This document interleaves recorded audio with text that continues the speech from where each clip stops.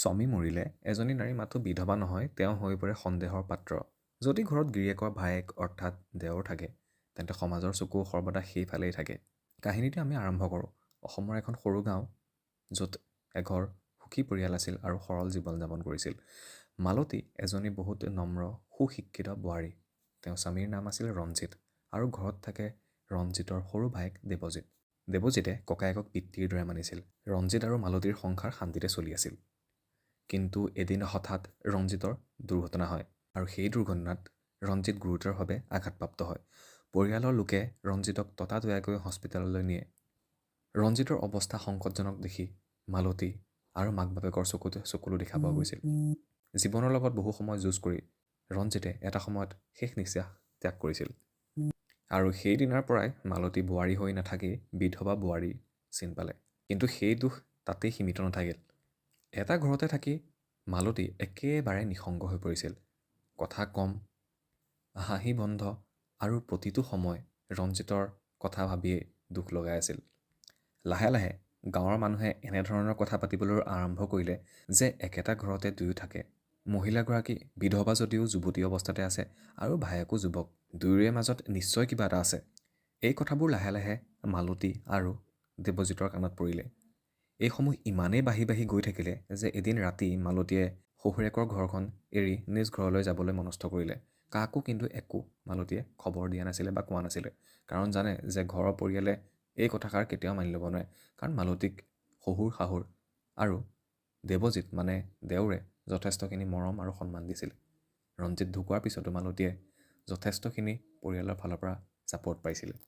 কিন্তু সমাজে সেইখিনি মৰম, সেইখিনি সুখ সহ্য কৰিব পৰা নাছিল।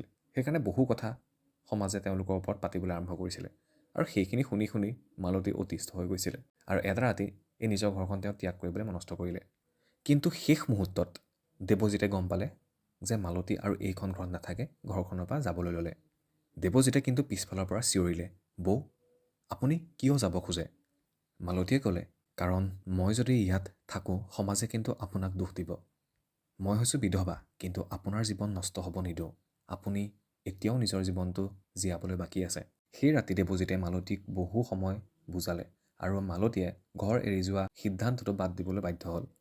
লাহে লাহে সময়খিনি পাৰ হৈ গৈ থাকিলে। এটা বছৰ পাৰ হ'ল। দুখে মালতীক শিকালে যে জীৱন কেতিয়াও থমকি নাথাকে। আৰু এদিন ৰঞ্জিতৰ ঘৰ পৰিয়ালে গাঁৱৰ সকলো সদস্য মানে জ্যেষ্ঠ ব্যক্তিসকলক নিজ গৃহলৈ আমন্ত্ৰণ জনালে। সকলো এদিন একেলগে বহিল আৰু এটা প্ৰস্তাৱ ৰাখিলে।